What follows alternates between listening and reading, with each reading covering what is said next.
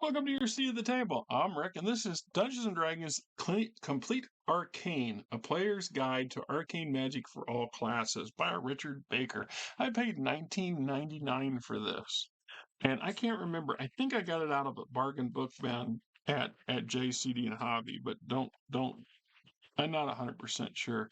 This was printed in 2004. Yeah, I definitely bought this secondhand, so it probably explains why it's $19. Nothing. Yeah, a lot of people I've found will buy stuff and take it home and consume it and go, or go back and they'll look at something and go, I really have no use for this. This is not for me. I'm not into the wizards. I don't know, blah, blah. And so they take them back to the game stores and exchange them for something they want, or sell them back and whatever. They get a refund for them, whatever. And so at that point, they're used. You get what I'm saying? When you buy something and you return it, at that point it's used. If you talk like Walmart, it's my understanding Walmart doesn't bother. They don't reshelf anything. They just throw them into these big boxes and ship them off to some warehouse somewhere. And then inspiring YouTubers out there buy them and then show everything have unboxings on their YouTube channels and then sell all the stuff that they find. But anyway, so some of some game stores. This might be at the game store nearest you, the one you may go to as well. They may have a bargain shelf or a secondhand shelf or whatever. And Jay's buyer got a guy, his buyer guy is really slick, and he understands that there's a market for certain stuff. And they don't crop up often, but I stop in there once every month or two just to kind of eyeball what's on the shelves, because when you're on a budget, sometimes it's all you got. I mean, you just got to do the best you can. So, Complete Arcane. I have never used this at the table that I can think of. I don't. I've read through it. I've tapped things from it, but I've never ran a wizard character, so I never personally had a reason to use it. And I damn well wasn't loaning this over to anybody else. I have other videos that tell you why that's a bad idea. I'm not, but so it just was what it was. And sometimes you buy things just for the sake. So in this case, we got contents, and we include the warlock and a bunch of material about that. A war mage, a Wujin. I think the War Mage was probably the exception to the rule. I had an associate of mine that stayed playing at he was with the group for off and on for 6 years.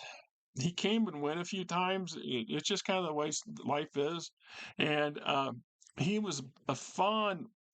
He wanted to play war mages for some anal reason. He was just obsessed with the concept of being able to blow up everything, explode everything, and then be all like, I didn't do that. He had a weird shtick to go with it. It was funny and, sort of, it kind of wore on you a little bit, but he was good, and he showed up when he did show up.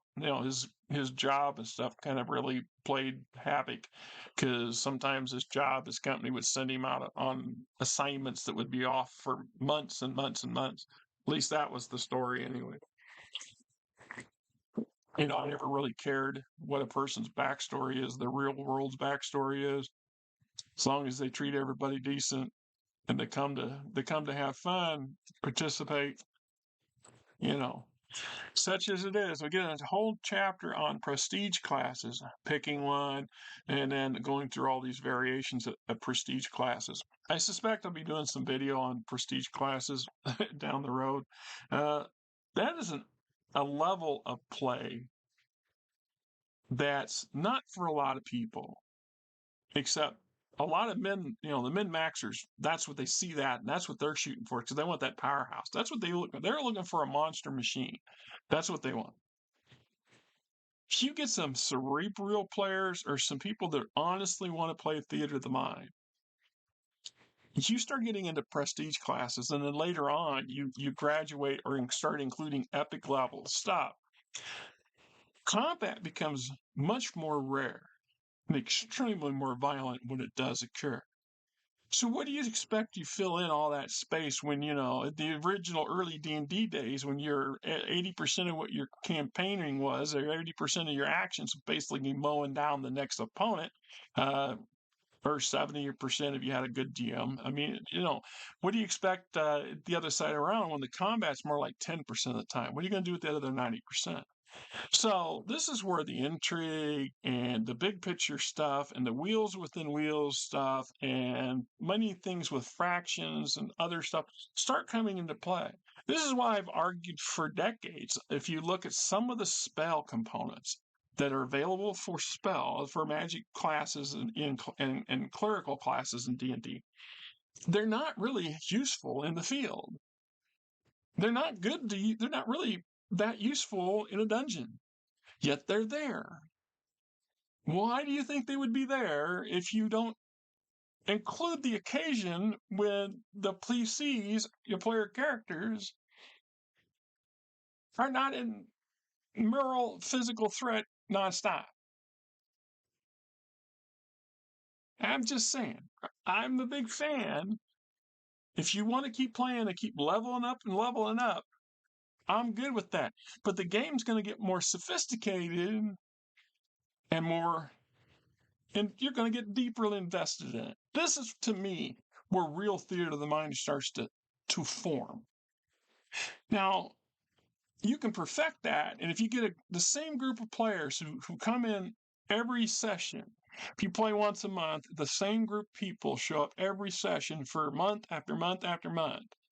You have to figure that by the time most playing tables get to prestige, this is one of the min-max problems keep kicking in, where we have this rush to get up to get all the goodies and all the spell powers, all the extra stuff that we can do to get the real cool stuff and feats and things like that. We're bypassing the story part of a whole lot of crap that we're missing out on. Right. So when you start getting into the prestige classes, you start really looking at what's available for feats and skills. And it's the nuances that tell you that the stories should be deeper and thicker and more dramatic. I guess I don't know how you want to define it. That definitely is the focus when you start dealing with epic level. Because if you're just choosing to create, some Super Saiyan combat machine kind of game, well, you're not playing the D&D I know and love. But that's great. If that is your table and that's what you want to do, I'm awesome with that. I'll even sit at a table like that and play it. I might be bored as off, but it's still a game in my head. So prestige classes really pop. We got new spells and invocations and magic items. There was a couple things in here I wanted to hit on. Chapter was it page 70? No, that's Arcane feats. Where is it? Yeah.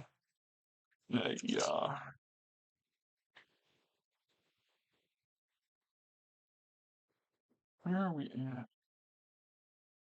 Oh, that's right. I was thinking the other damn, but threw me off. The warlock. I can think. I had one gal. No, yeah, she wanted to play a witch. That was a different set of rules. I know of a couple of guys who back in the day who wanted to play warlocks. But we had no idea how one was supposed to operate. I think more of the warlocks that my buddies were running back then kind of come off as what some people might think is necromancers or just really goth people. I mean, it's just a really goth wizard. I mean, because there's so many differences and nuances, and that's another interesting thing about certain higher level play. You're getting into some extreme amounts of nuance that can be opened up for wider ranging play. And most of that is going to be done in theater of the mind mode, in role play form, because that's what the players are going to do, and the game master is going to help enhance. At that point, you definitely have a different level and layer of game. And it's hard for me to explain this to people who have not experienced. But I'm willing to bet I don't know something because I ain't going to pay. I ain't got cash to bet. I'm not, it just ain't got no money. There's a good significant number of y'all who listen to this damn video in the down the years who will know damn well what I'm trying to say here.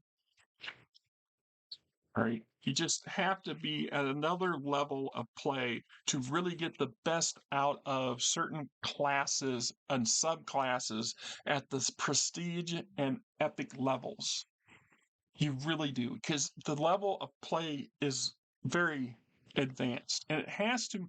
The whole level of the table has to show that in my mind.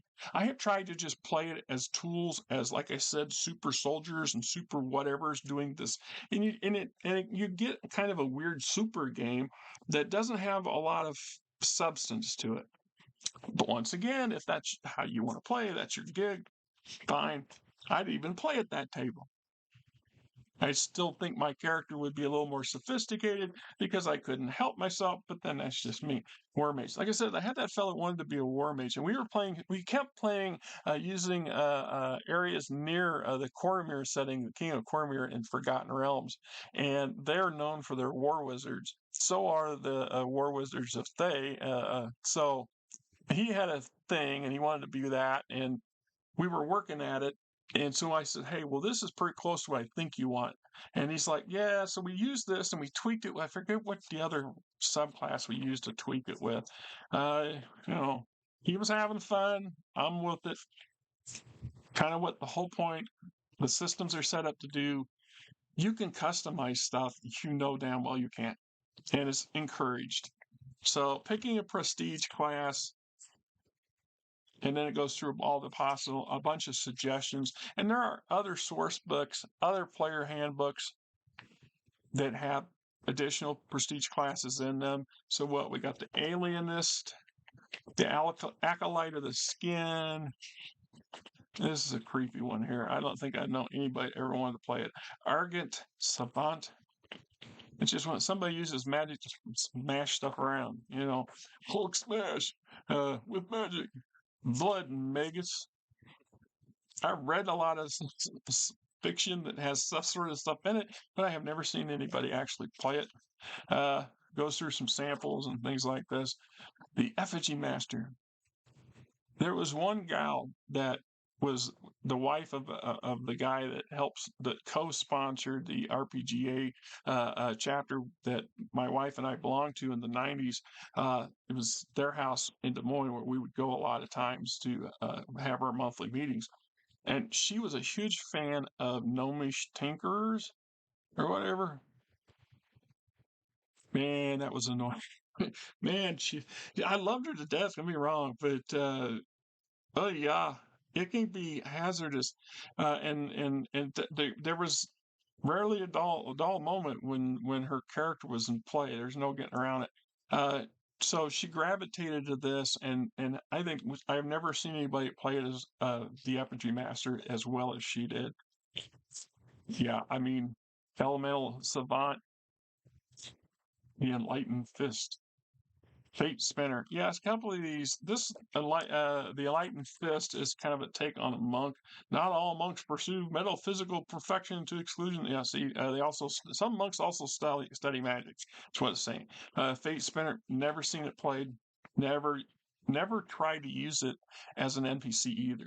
That's something else that for new game masters, these books have value to the game master as well, because this gives you the opportunity to say, well, how can I have a unique NPC? What if I want to have a big boss for my campaign, and I want that big boss to be something than another bad wizard, another evil wizard kind of thing. Maybe I want to pick something interesting or exotic. And then I also might look at the players in the group. How do they like? How does the player, what's their gig? If they have certain kind of motifs going on, because some players will do that. They'll dial in, I want this character and I want to look like this. And you start looking at it going, I'm starting to see a Three Musketeer vibe thing going on here. I can roll with that. Damn straight I can roll with that. I love that sort of stuff. And so you can tap these things as possible and inspiration and straight up material. The Green Star Adept. This is the one prestige class that I've had a number of players over the years who was just me and them, just one guy and me, and we're trying to run a game just for something to do. I had a friend back in the early 90s, late 80s. I was working for at the time it was a coastal gas station company uh, over on the east side of Des Moines, down by the state fairgrounds. Not like you guys care. It's kind of a dodgy area back then. So the gas station was basically a kiosk. It's this little shed open 24/7, and we sold cigarettes and bottles of pop out of a machine, and had 22 gas pumps. So you could buy oil, you could buy antifreeze, you could buy your cigarettes, maybe a few odds and ends candy bars, but mostly that and gas. And so I worked the night shift. So I'd get there at 10 o'clock at night and work till 6 in the morning. And at 2 in the morning is dead. After the bars close in the week, Sunday night, oh my God, it's all you can do to keep awake. And I used to do so much of my researching and developing stuff for my games back then at work because that was just something to do. So I had this friend. He was also let's just say he was a fuzzy no, a green bean seller, and that's how kind of I got to be associated with him. Anyhow, he wanted to play D&D, but none of the people he hung around, they all thought it was, he was a loon or some kind of weirdo. So he would walk over to the station. He lived like 5, 10 blocks away. It was like closer to 10 blocks away. And he would walk through the east side of Des Moines in the evening in all kinds of weather to the station to stand at the window at the ledge so he could run his character and I could run a game. And that we did that for probably a year and a half. Right? A year and a half. That was I'm just saying that's an experience. So certain types of prestige classes loan themselves to being for solo play. This one here is one of them because they're looking for this. If I remember it right, they're once a generation. The comet blah blahs, legendary green star visits night sign drops a piece. So they're looking for pieces of meteorite. They're extremely rare and hard to find. And there are other green star adepts also looking for this stuff. The catch is there can only be one. Only one person can have it. And they're not willing to allow each other. They don't compromise. It's part of the thing. So if you can find certain prestige classes that really dial into this very specific role, or in this case, a specific built-in quest, that's a perfect setup for that one player scenario because they don't need to be paired. They're prestige class. At this point, they're capable of walking butt naked through most places that a fifth level would want to be inside an armored tank yet. So being out there by themselves, chasing down these, and having others, maybe just one or two NPC versions of these people as their immediate, foe, their competition. Then they all hearing the rumors, and then all of a sudden, you're chasing down this rumor, and then you spot over, so and so over there, and so and so follows the same stuff because I don't know, you both go to the conventions or something, however it works, right? Just saying that's how possibly these things play in, at least for me. I've done that numerous times. I've also done uh, uh, solo play this way. Generally speaking, my solo play ends up looking like a small novel because I start writing. But what I'm looking for is the mechanics and stuff that allow the story to be told and not dictated by me. And that's been part of my writing style for better than 25 years. All right. Initiative of the Seventh Veil, samples and so on like that. Let's see, is a mage of the Arcane Order, Master Transmogoragus. I'm glad nobody ever asked that because I'd be dead trying to pronounce it. Sample magnet. Right? I'd had to make up something. And I guarantee you, I know a couple of people that if this book had been around when they were playing at the table, they'd have definitely wanted to be in on this thing because that was something they like. Mindbender, yeah. Yeah, I don't think I ever tapped that in either. Seeker of the Song, yeah, be honest. If you gotta really be into you can get to a magic or a magically musical mindset in some campaigns. I could never quite get the gig. I could just never could quite dial in I had a friend for a long time, and he was brilliant with that.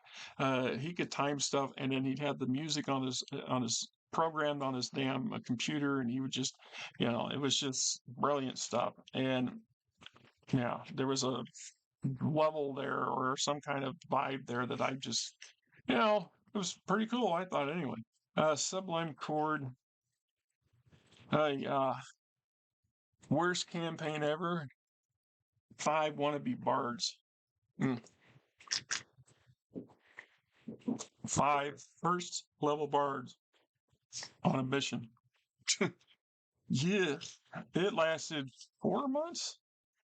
Well, we were playing once a week at that point.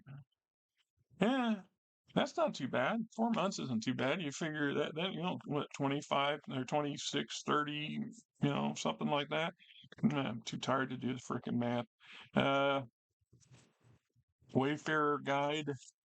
No, nope, never got that one. That's like planar level stuff. There's an interconnection between prestige classes, which is the stepping stone to the next thing. Planar travel, so the planar stuff. Once you get into the 8th and 9th level capability range in regular D&D, you can start doing that. And there's magic that allows for that even earlier for you to be traveling between dimensions, things like this.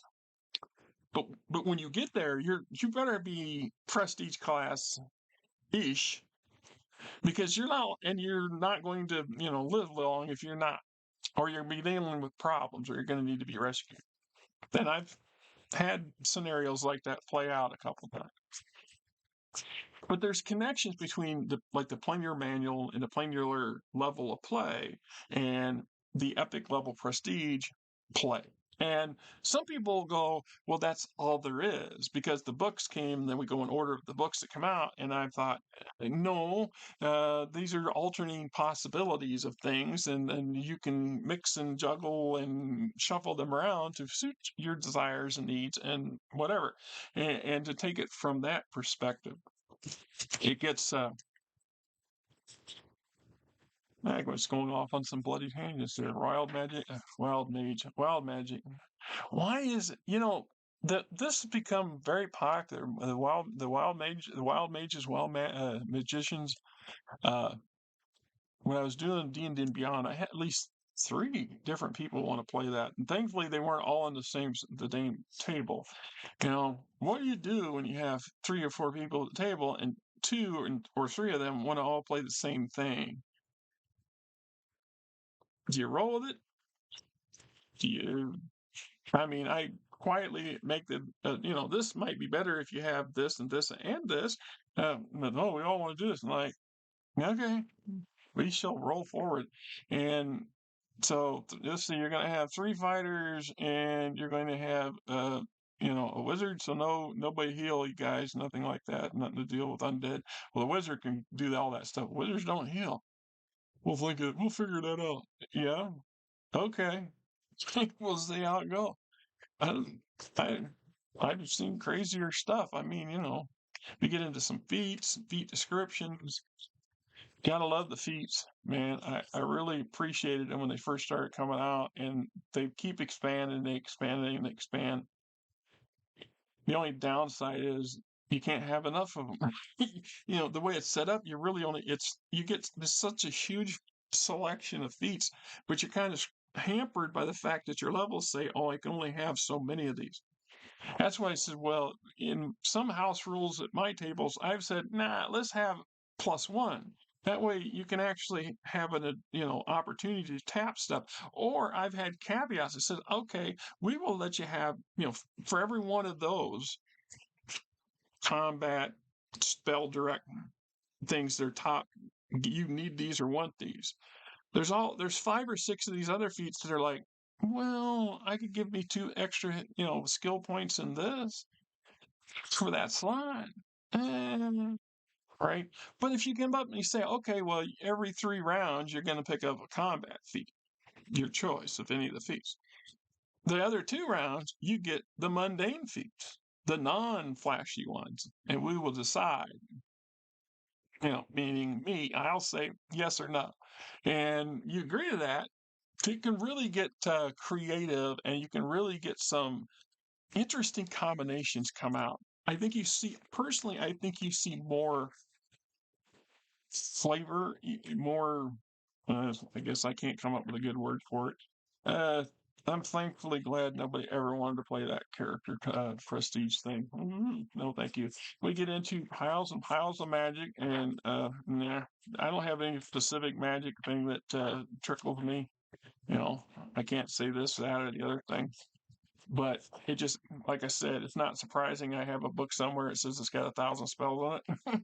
It just, well, right? There was a section that was interesting. Magic items, new special materials, and new armor special abilities. So we increase the amount of stuff we have coming out of the players or the GM guide, and can't think of the other support book that has it. New types of items. Yeah, this just was common sense to me. So, like the tiles, there's certain Asian movies go back to the day where they had these little porcelain tiles with some kind of glyph painted on them, and you snap them, and that made perfectly good sense to me. And no issue with that. And it's just like I was always a big fan of creating custom arrows, for example. So I had one. I played an archer, an elvish archer, and I can't remember late '90s, mid '90s, and I got to where I could learn how to cast glyphs, and because the GM was letting me do it, and he says, "Well, what are you going to do?" And I said, "I'm going to cast certain types of glyphs on arrows." And so glyphs are spells. And he's looking at me like, "You're going to what?" So I'm going to put a fireball glyph on this arrow. Let me look this up. All right, we'll go with that. Oh yeah. I mean, it was just like, oh yeah, okay. And then later somewhere I saw some variations on that and somebody else had come up with the idea too. I mean, enough people play enough stuff and you play enough stuff, you get some pretty creative, some really deep creativity going if you're allowed to do it. I mean, all right. So Arcane Monsters, yeah. This is a very good book. And like I said, there were times when well, I guess that's just me rambling off again. Man, it's been one of them long days trying to keep my head around what's going on. The variation in everybody that comes to the table is so different. It's just like personalities. Everybody that comes to the table is a different set of personalities, and that was partly part of the fun is meeting new people and engaging in this group thought. And there's the varying levels of that didn't matter to me because you could sit around the table and discuss mechanics and how do we do this and how does this work. And I'm good with I'm just peached with that because we got all kinds of books, all kinds of resources. This is what they're for. Yeah, there's a lot of splat books. I mean, I'm looking at 3 of them right now in front of me. One of them I started to do a video on earlier, and it occurred to me, I better go and stop because I think I already did this video on this one a while back. I have to make sure if I did or if it was one that got lost. And then of course this one here that I was planning to do, and I think that one I'm going to hold off to do because that one's going to be a long video too, epic level stuff and the depth and dimensions that are possible, right? And some of this stuff is just not for every table. And I've seen that from experience. It ain't being mean or nothing. It's just being truthful. And that's why I talk about my buddy Kenny all the time. Would Kenny be able to sit at your table? Are there times when Kenny could not sit at your table? Hell yeah. Yeah. And I love Kenny to death. I have no doubt about it. But there are times when he's just utterly lost with all the depth of stuff going on and everybody trying to keep track of the six balls juggling at the same time without walking while you're walking with one eye blinded at nighttime through a swamp, with possible gators on the periphery, that kind of stuff. Till next time, I'm Rick, you're not.